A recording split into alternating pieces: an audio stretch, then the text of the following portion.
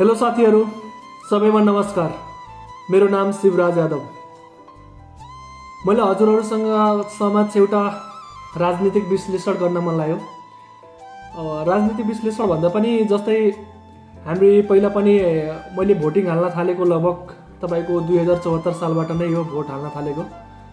2074 सालपछि चुनाव भयो, जुन स्थानीय तह, प्रदेश सरकार अनि सङ्घको तिनटैको चुनाव भएको थियो र त्यस चुनावमा पनि मैले मत हालेको थिएँ र 2074 मा पनि मत हालेपछि तपाईको म हालको वासी भनेको तिलोत्तमा नगरपालिका हो। तिलोत्तमा नगरपालिकामा को मेयर हुनुहुन्थ्यो वासुदेव घिमिरे। उहाँले हुन त यो तिलोत्तमा नगरपालिकाले धेरै काम गर्नुभएको थियो, राम्रो पनि गर्नुभएको छ। अझै पनि उहाँले गर्दाखेरि नै यो तिलोत्तमा नगरपालिका पनि राम्रो छ। तर पनि हामी 74 सालमा नगरपालिकाको स्थानीयताको चुनाव भइसकेपछि त्यसपछि 74 सालमा त्यति हामीले त जानकारी भएन कि स्थानीय सरकारको पावर के हुन्छ, कति हुन्छ, यिनीहरूले चाहे भने के गर्न सक्छन्। तर अहिले जुन हाम्रो 2079 सालमा चुनाव भयो, त्यो चुनाव भएपछि हाम्रो यहाँको मेयर त अर्को काङ्ग्रेस पार्टीको हुनुहुन्छ, रामकृष्ण खाँडज्यू। तर हाम्रो जुन काठमाडौँको चुनाव भयो, काठमाडौँमा हाम्रो स्वतन्त्र पार्टीबाट जुन बालेन्द्र शाह जित्नु भएको थियो।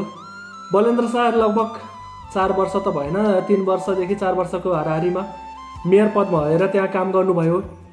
र त्यो काम गर्दाखेरि हामीले के देख्यौँ भनेदेखि जुन हामीले एउटा अङ्कलन पनि गर्न सकेको थिएनौँ कि एउटा मेयर पद धारण गरेको व्यक्तिसँग त्यति धेरै पावर हुन्छ भनेर। मेयर पद गरेको मान्छेले धारण गरेको मान्छेले त्यति पावर हुन्छ भनेर हामी कल्पनासम्म पनि गरेको थिएनौँ। तर के भयो भन्दाखेरि उहाँले जुन काठमाडौँमा आफू एउटा स्वतन्त्र एउटा मेयर भएर पनि काठमाडौँमा जुन काठमाडौँको विकास गर्नुभयो, त्यसको त्यहाँको शिक्षाको जुन गति हो अनि विकासको गति हो, त्यहाँको रोडहरू अनि फुटपाथहरू जुन थियो त्यसको विकास गरेर एउटा मेयरले चाहे भने के गर्न सक्छ भनेर देखाउनु भयो। त्यसपछि हामीलाई थाहा भयो कि एउटा मेयर पद भएको मान्छेले के गर्न सक्छ र उसको कति पावर हुन्छ भनेर त्यसपछि हामीले थाहा पायौँ। र त्यसरी मेयरको पद भएपछि उनले धारण गरेपछि हामीले थाहा पायौँ कि मेयरको त्यस्तो पद धारण गरेको व्यक्तिको पावर त्यत्रो हुँदो रहेछ भनेर। त्यसपछि हामीले एकजना होइन, हामी लगभग सबै नेपालवासीभरि नै त्यो कुरा बल्ल थाहा पाउनुभयो कि मेयर जस्तो व्यक्तिले पनि देशको लागि के गर्न सक्छ, देशभन्दा पनि त्यो स्थानीय तह जुन छ त्यसको कति पावर हुन्छ र त्यो चाहे भने के गर्न सक्छ। त्यो महानगरपालिका अथवा नगरपालिका, गाउँपालिका जे हो त्यसको कायापलट पनि गर्न सक्छ भन्नेसम्मको त्यो उहाँपछि थाहा पायो। त्यही भएर हामी के चाहन्छौँ भन्दाखेरि अहिले जुन हाम्रो चुनाव हुन गइरहेको छ, अहिले त सङ्घको चुनाव हो। तर सङ्घको चुनावपछि हाम्रो जुन गत 35-36 सालदेखि जुन यता प्रधानमन्त्री हुनुभयो, गर्नुभयो, उहाँहरूले गरेको र कामहरू देखेर सायद म मात्रै पनि होइन होला, यो पुरै देशका धेरै जनताहरू सन्तुष्ट छैनन्। उहाँहरूको जुन विकासको गति गर्नुभयो, शिक्षा, स्वास्थ्य, रोजगारीको जुन अवसरहरू दिनुभएको छ त्यसमा मात्रै होइन, देशका अधिकांश युवाहरू अनि अरू व्यक्तिहरू पनि त्यसबाट उनीहरूले जुन हुनुपर्ने त्यो पाएको छैनन्, सन्तुष्ट पनि छैनन्। तर अब यसमा हुन्छ कति पार्टीको झोलेहरू के हुन्छन् होला, तिनीहरूले त भन्छन् दुनियाँ यो गरे त्यो गरे यस्तो गरे त्यसमा तर त हामी त्यसमा सन्तुष्ट छैनौँ। तर हामी पनि के चाहन्छौँ भन्दाखेरि अहिलेसम्म प्रधानमन्त्रीको पावर कति हुन्छ, प्रधानमन्त्रीले के गर्न सक्छ, कस्तो हदसम्म उनीहरूको पावर हुन्छ, के गर्न सक्छ भन्ने कुरा हामी देख्न सकेको छैनौँ जस्तो मलाई फिल लाग्छ। किनभने हामी 79 को पछि जुन हामी मेयरको पद भएपछि बल्ल थाहा पायौँ मेयरको पद यस्तो हुँदो रहेछ भनेर। त्यही भएर अहिले पनि हामी के चाहन्छौँ भन्दाखेरि परिवर्तन चाहन्छौँ। परिवर्तन चाहेपछि के सोचेको छौँ भन्दाखेरि सबै युवाहरू, बुढापाकाहरूको पनि चाहना त हो, तर किन हुन्छन् भन्दाखेरि झोले पनि हुन सक्छन् र कुनै पार्टीको बाध्यताले पनि बाहिर आउन नसकेको पनि धेरै छन्।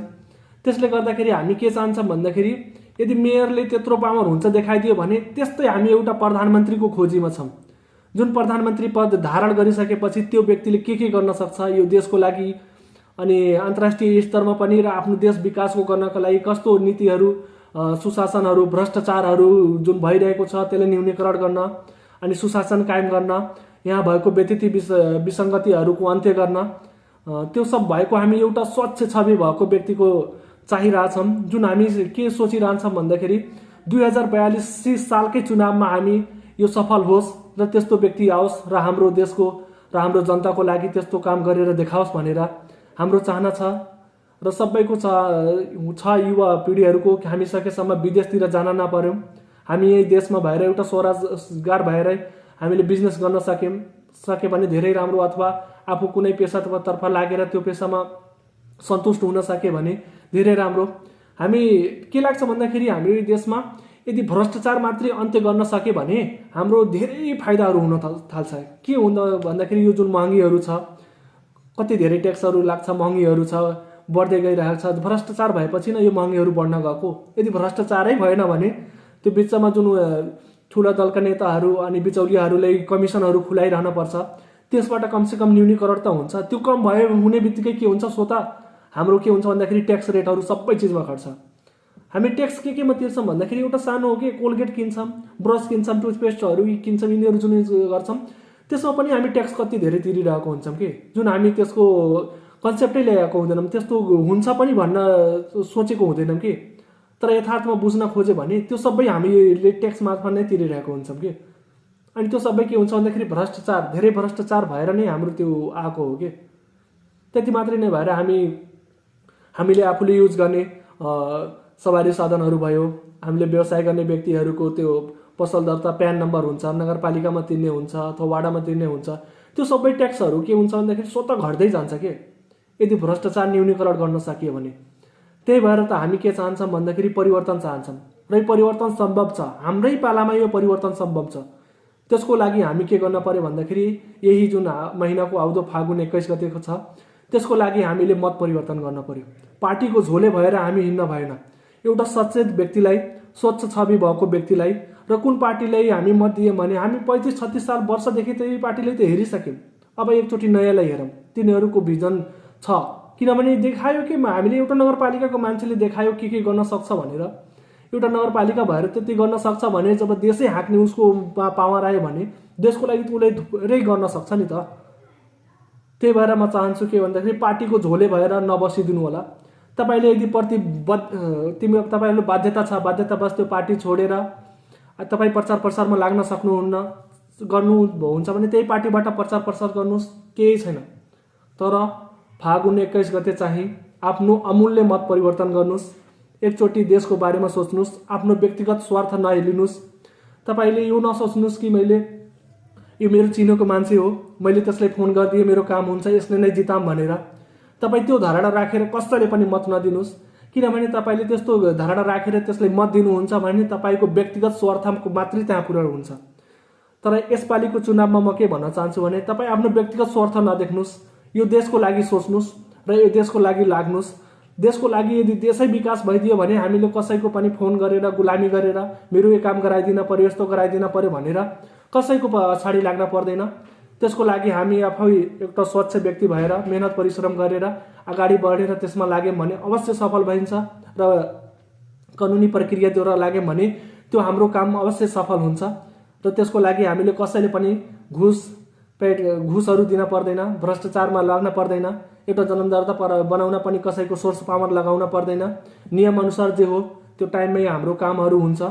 त्यसपछि हामी आफ्नो जीवन स्तरमा पनि सुधार भएको देख्न सक्छौँ यदि यही व्यतिथि विसङ्गति भ्रष्टाचारको अन्त्य गरेर सुशासन कायम गर्न सक्यो भने। त्यसैको लागि म के भन्दैछु भन्दाखेरि यही सबैले बिन्ती छ मेरो, के गर्नुहोस् भन्दाखेरि फागुन 21 गते आफ्नो मत परिवर्तन गर्नुहोस्। आफ्नो अमूल्य मत जसको कुनै मूल्य छैन, त्यसको लागि मासु पैसा त्यसमा नबिक्नुहोस्। एउटा स्वच्छ व्यक्तिलाई यदि कसैले खुलाउँछ भने तपाईँकोले खाना छ भने खानुहोस्, तर मत चाहिँ एउटा स्वच्छ व्यक्तिलाई जसको भिजन छ, राम्रो छ र नयाँ पुस्ताको जुन हाम्रो नयाँ आछ पुस्ताहरू तिनीहरूले एकचोटि मत परिवर्तन गरेर मत दिनुहोस्। त्यसपछि तिनीहरूले मत दिएपछि एकचोटिले मात्रै विश्वास गरेर दिनुहोस्। त्यसपछि आगामी हाम्रो 82 पछि 87 साल आउँछ होला, 5 वर्षपछि 87 नै होला जहाँसम्म सम्भव छ। त्यो 87 मा यदि तिनीहरूले गरेनन् भने हामीसँग अप्सन छ नि त। त्यसपछि त हामी खुद अर्को पार्टीले चुज गर्न सकिन्छ। तिनीहरूले भन्ने अवसर त पाउँदैनन् कि हामीहरूले दिएनौँ, हाम्रो बहुमत भएन, हामी केही गर्न सकेनौँ भनेर। यदि तिनीहरूले हामी बहुमत दिलाएर अगाडि गरेर गर्न सक्यौँ भने तिनीहरूले अर्कोचोटि आफ्नो मुख देखाउनसम्म हुँदैनन् कि यदि देशको लागि राम्रो काम गरेनन् भने कुन आधारमा भोट माग्न आउँछन्। त्यही भएर यसपालि सबैजनाले आफ्नो मत परिवर्तन गर्नुहोस्, राम्रो व्यक्तिलाई दिनुहोस्, पुराना दलहरूलाई छोड्नुहोस्। तिनीहरूले पार्टीमै बस्न छ भने बस्नुहोस्, 5 वर्ष 4 वर्ष जति विचार गर्न छ गर्नुहोस्, तर आफ्नो अमूल्य मत परिवर्तन गरेर स्वच्छ छवि भएको व्यक्तिलाई दिनुहोस् र त्यो व्यक्तिलाई जिताएर एकचोटि तिनीहरूले संसदमा पुर्याउनुहोस्। यदि तिनीहरू गरेनन् भने अर्कोचोटि हामीसँग थुप्रै अप्सन छ, त्यसपछि जसलाई दिन छ दिनुहोस्। त्यतिको लागि म हजुरहरूले अनुरोध गर्न चाहन्छु। ल आजले यति नै, हस्त, धन्यवाद। जय मातृभूमि, जय नेपाल।